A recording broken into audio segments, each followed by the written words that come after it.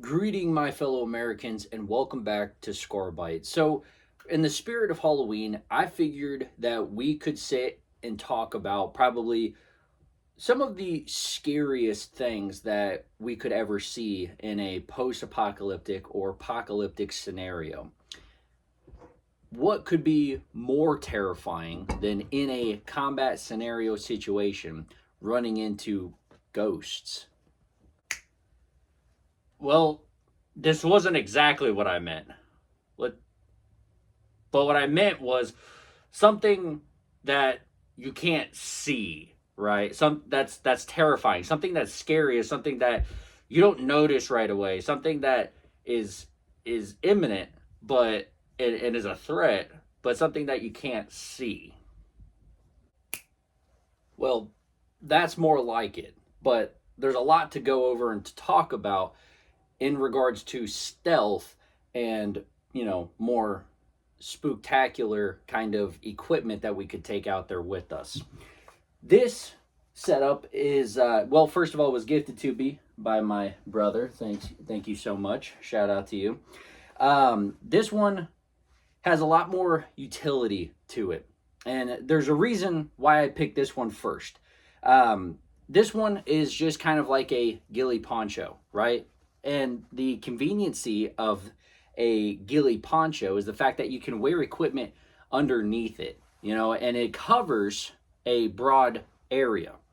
And obviously, since you don't want to look too much like a person, if you're sticking out a little bit around the edges, because you got a little bit of gear on you, that could work to your benefit. That could work to your favor. But something that could be even more conceal, because there is a downside to this where you can wear more equipment.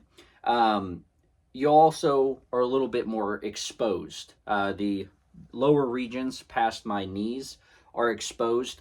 Of course, if I were to lay down, it wouldn't be as bad, but because especially depending on the direction in which we're pointing, right? If we're pointing away from the enemy, well, they're going to be able to see the underneath, my pants, my boots. They're going to be able to see that stuff. And then, of course, anything that isn't underneath the concealment of your ghillie poncho. But it's not the most concealed ghillie suit that's out there. It's a poncho, first of all, so it's not a ghillie suit. So there are plus and minuses to both of them. The poncho, I could really say, is amazing for if you are just trying to throw something over, conceal yourself for a short period of time. This isn't necessarily something I would be dragging through the woods. This is something that I would probably utilize for a more of a quick situation, which is mainly just laying down, moving, laying down, moving, laying down, moving. Not long periods of time, right? Not something I would spend a couple of weeks out there crawling through the shrubs, because it doesn't conceal 100% or as well as a multiple piece ghillie suit would. For demonstrational purposes, let's check out the ghillie suit. So the multiple part or piece ghillie suit is probably one of the best ghillie suits that you could probably get. They range anywhere from $200 to like $47, and they're probably like really one of the best ones that you can buy on the market. Now, of course, this specific one came with a three-piece. Came with a hood, came with the jacket, came with the pants, and then it also came with a wrap. Now, of course, since this is the correct color and combination that came with the suit, I'm using this one for the specific weapon that I chose to ghillie up. Is going to be the M1A1, iconically known as the M14. In reference to, obviously, Modern Warfare 1 in the mission Gilly Up. I thought it would be an honor to throw this bad boy together. I don't usually have this optic on here for it. Usually the optic I have on here is a red dot, more symbolic of the Black Hawk Down DMR marksman in the movie. But I figured that if I was going to do the Gilly up, we'd probably go all the way out for it. So when it came down to the Gilly of the weapon, that probably was one of the hardest ones for me because I knew there were a few components, just like when you're spray painting stuff, that you didn't want interfering with the the controls of your weapon. Primarily the optic, and when we get to the Savage Axis, you'll see what I'm talking about. But the optic is definitely one of those things you do not really want to interfere with a ton, but you also do want to keep it concealed. Of course, the front half is, but when my control area is open, so that way I can make adjustments if needed. The other most important is the functioning of the weapon. Now, of course, I'm not really worried about me, right? Now, to be honest, if we were to pick a ghillie suit for a specific loadout, there would probably be a little bit of a chest rig going on here. Not as crazy as my plate carrier, but if concealment is truly the the objective, is the ultimate goal, I'm gonna want to pick something that is a lot more concealed, a lot more hidden, and a little less like flashy with just 10 magazines across the chest and all that fun stuff. So I chose to go with a little bit more lightweight. And then of course on the weapon itself, the functioning of the weapon system is something that you do not want interfering with your ghillie, right? So you've got your magazine, and then you've got your firing control here, your trigger, as well as your bolt carrier assembly group. I didn't want anything interfering with it, so that way it would be more likely to interact with the brass catching on something, or the makeshift grass catching up in the weapon and causing any malfunctions or misfires. So I chose to make it in the rear here, a little bit more obvious, but hopefully the rest of the ghillie suit can contain it and make it pretty decent for concealment. So it is a pretty good buyable option. Highly recommend, if you were ever going to utilize this in your arsenal, you pick fall, winter weather. And obviously green isn't going to work a ton, just because it's probably about like 65 in my house right now. It's pretty hot in here. It's not exactly chill and cool. Now, of course, if I had a fan going or a nice cool breeze, that would be a little different, because it is completely breathable. This is absolutely breathable, but it's good. Don't get me wrong. I'm not not knocking it. Just you're definitely going to want to adapt to your environment. Adding mud, adding sticks, leaves, all that fun stuff.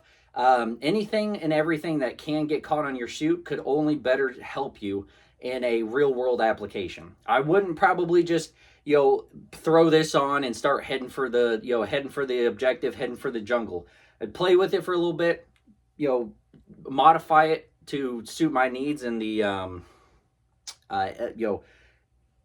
surroundings.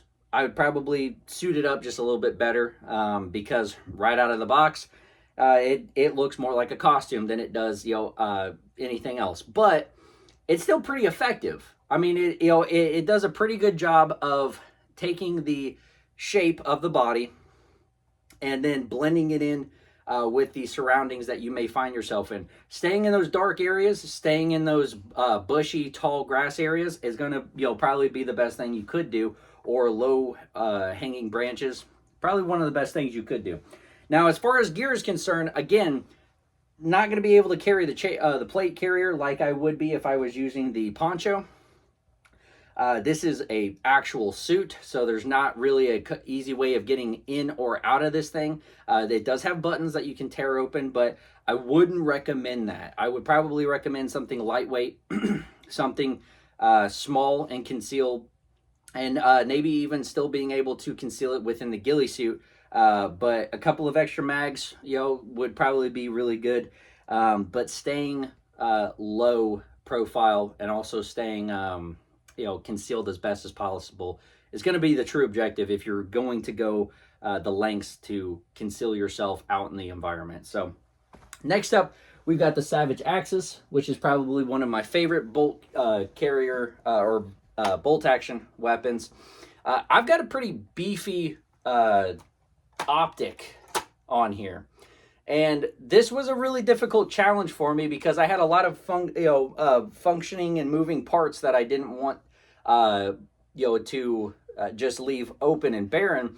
But I feel as though I did a pretty better job at this than I could with the M1A1, unfortunately.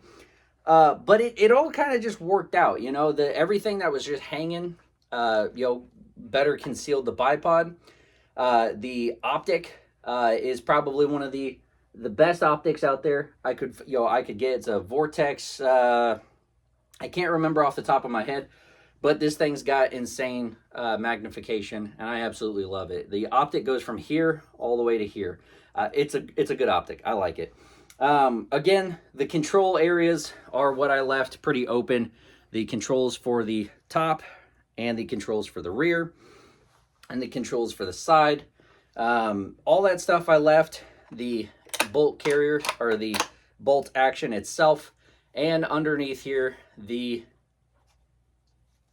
had to move it just a little bit to make it more functional, but magazine, in my opinion, was extremely necessary, and doesn't really create any malfunctions or problems with the weapon and the functioning of it. I think it does a pretty good job, all things considered. Safety is still good to use. The magazine is good for reloading and unloading. The bolt is still being able to function properly and being able to accommodate and change and modify your optics. So, and also the nice, convenient bipods go a long way as well. And then those are adjustable themselves. All jokes aside, guys, one of the best things that you could probably ever do if you find yourself in a scenario where this is an option that you're wanting to take is learn about camouflage concealment, learn about how to use the environment to your benefit, learn from some of the best people out there who could give you prior knowledge about their experiences in this kind of stuff that could better help you understand the art of camouflage, because it absolutely is an art. It's not just something that you put all over your face. It's not something that you just throw on a suit from a box that you got from Amazon. There's an absolute art to it. It's important to understand that, to have a better respect of what you're getting into and what all it involves and what it entails. But all that aside, guys, it's pretty freaking fun. I've always wanted to have a ghillie suit.